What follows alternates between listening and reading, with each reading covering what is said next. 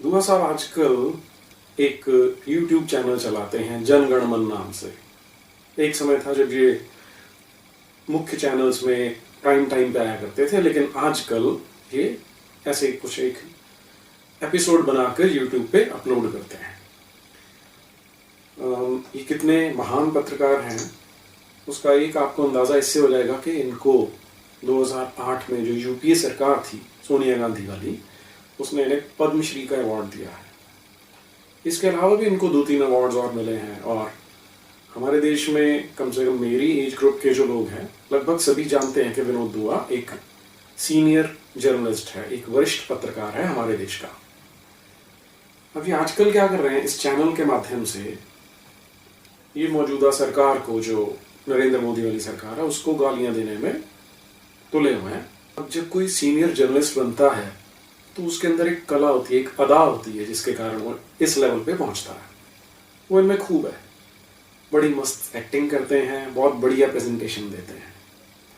अभी रिसेंटली कर्नाटक में गौरी लंकेश नाम की एक जर्नलिस्ट मरी है, किसी ने मर्डर किया उसका।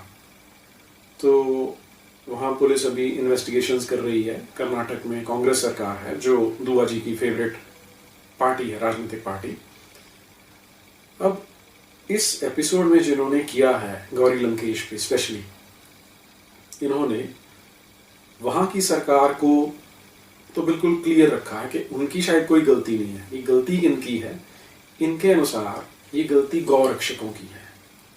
ये दरअसल संदेश देने की कोशिश है इस पूरे समाज को, जो धर्मनिरपेक्ष है, लिबरल है, सेक्युलर है, आज़ाद है, अपनी जो आज़ादी है उसकी हिफाजत करना चाहता है। सड़कों पर चल रहे जो गैंग हैं, जो गौ रक्षा के नाम पर लोगों को पीट रहे हैं, उनके हाथ में अपनी ज़िंदगियां नहीं सौंपना चाहता। ये उन ताकतों के खिलाफ एक संदेश दिया गया है।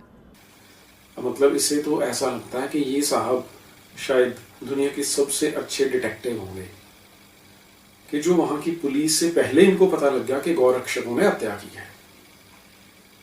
चलिए, उसके अलावा ये गौरी लंकेश को कैसे प्रेजेंट कर रहे हैं। कल रात जब पत्रकार गौरी लंकेश की हत्या की खबर आई, गौरी लंकेश सिर्फ एक पत्रकार नहीं, एक निर्भीक आवाज, फियरलेस, बेबाक, आज़ाद आवाज। बेबाक, कि वो एक बेबाक और निर्भीक पत्रकार है। ये भी मान लेते हैं कि बेबाक है, निर्भीक है। फिर ये बताते हैं एक कोई निखिल दधीच नाम का आदमी है जिसने एक ट्वीट किया था जिसमें वो कह रहा है कि एक कुतिया क्या मरी। तो इसमें ये उसको व्यंग्य कस रहे हैं, तंज कस रहे हैं कि शायद दधीच की जो माँ है और उसका जो बाप है वो आपस में ऐसी भाषा में बात करते होंगे। एक कुतिया, उनकी निगाहों में कुतिया या कुत्ता या डॉग या बिच गाली है, ठीक है। ये एक एटीट्यूड दिखाता है। एक कुतिया, कुत्ते की मौत क्या मरी कि सारे पिल्ले एक सुर में बिलबिला रहे हैं। या तो हो सकता है बचपन में उन्होंने अपनी माताजी को, अपने पिताजी से इस भाषा में बात करते सुना हो कि तुम अला हो, और जवाब में पिताजी ने कहा तुम फला हो। तो या तो हो सकता है कि ये भाषा उन्होंने वहाँ से सीखी, अपने संस्कारों से सीखी, और वो अकेले नहीं हैं, और भी बहुत से लोग हैं जो इस तरह की ज़ुबान का इस्तेमाल कर रहे हैं गौरी लंकेश के लिए। हमारे संस्कार ये कहते हैं कि जो एक दफ़े शख्स चला गया उसकी बुराई नहीं करते। अब जी जो गौरी लंकेश अब तो मर गई है, तो ज्यादा किसी की बुराई करना हमारी संस्कृति नहीं है, विनोद दुआ जी का ये कहना है। हालांकि राम नाम आधार जिन्हें वो जल में राह बनाते हैं, जिन पर कृपा राम करे वो पत्थर भी तिर जाते हैं, जिन पर कृपा राम करे वो पत्थर भी तिर जाते हैं। ये इतनी पैरवी कर रहे हैं, इतना फेवर कर रहे हैं जिसको, उसकी शब्दावली एक राजनीतिक नेता के लिए, हमारे देश के एक लोकतंत्र में चुने प्रधानमंत्री के लिए क्या है, आप देखिए जरा। ये गौरी लंकेश का ट्वीट है, इसमें वो प्रधानमंत्री को कह रही है इडियट मोदी। और दूसरा एक उनका ट्वीट है जिसमें वो बोल रही है कि हमें नरेंद्र मोदी के खिलाफ एक कैंपेन चलानी चाहिए जिसमें हम उनको गुलाबी चड्डी नहीं भेजेंगे, हम अपने यूज किए सैनिटरी नैपकिन भेजेंगे। वो बोल रही साफ क्यों भेजने हैं, यूज किए हुए गंदे कपड़े भेजते हैं हम प्रधानमंत्री को। तो अगर ये पत्रकार निर्भीक है और ये प्रशंसा के लायक है, तो दुआ साहब आपके माता पिता जब झगड़ा करते थे, हमें नहीं पता वो क्या कहते थे, लेकिन ऐसा हो सकता है वो कहते हो मैं ये कपड़ा तेरे मुंह पे मारूंगी या मैं ऐसी चड्डी तेरे मुंह पे मारूंगा। क्या आपके भी संस्कार हैं ऐसे जिन्होंने आपको ऐसे लोगों को फेवर करना सिखाया है?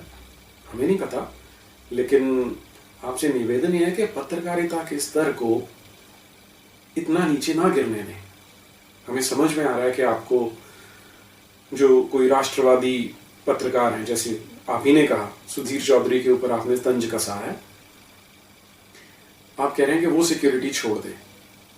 हम उम्मीद करते हैं कि हमारे न्यूज़ चैनल के एक संपादक हैं, हालांकि उनकी जान को कोई खतरा नहीं है, फिर भी उनको वाई क्लास की सिक्योरिटी मिली हुई है। उनके इर्द गिर्द कमांडो चलते हैं।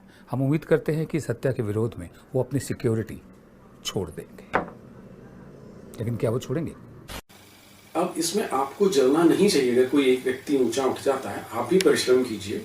बजाय प्रधानमंत्री को गाली देने के लिए, बजाय प्रधानमंत्री को आप गाली दें, गौरी लंकेश जैसे लोगों को सपोर्ट करें। आप ऑनेस्टी से राष्ट्रभक्ति की बात करें, हमारे इस देश की बात करें, उसका विकास कैसे हो। तो हो सकता है आपके भी कुछ शत्रु बन जाए, लेकिन सच्चाई पता क्या है? सच्चाई ये है कि जो सुधीर चौधरी हैं या उन जैसे कुछ और बेबाक और निर्भीक पत्रकार हैं, उन्हें सिक्योरिटी चाहिए होती है, क्योंकि वो उन ताकतों के खिलाफ बोलते हैं जिन्होंने इस देश को पिछड़ा हुआ रखा, 70 साल से पिछड़ा हुआ रखा, जिन्होंने तरक्की नहीं होने दी, जिन्होंने बुराइयों को हटने नहीं दिया। तो उनके दुश्मन बनेंगे। आपका दुश्मन क्यों नहीं होगा? क्योंकि जो देश के दुश्मन हैं, आप उन्हीं के तो प्रवक्ता हैं। आप उनके प्रवक्ता हैं जो इस देश पर थू थू करते हैं। तो जब तक आप जिहाद के स्पोक्समैन बने रहेंगे तो आपको डरने की जरूरत है ही नहीं, आपको कोई सिक्योरिटी नहीं चाहिए। लेकिन जिन पत्रकारों पे आप तंज कस रहे हैं, जिन पे आप व्यंग्य कर रहे हैं, उनको तो बहुत चाहिए सुरक्षा, क्योंकि सारा जो जिहादी नेटवर्क है दुनिया भर का, वो उसका दुश्मन है। उनके मरने से इस देश को बहुत फर्क पड़ेगा, ये पिछड़ जाएगा हमारा देश। आप जिनके बारे में बात कर रहे हैं वो तो इस देश को पीछे रखने वालों में है, जिसमें आप भी शामिल हैं।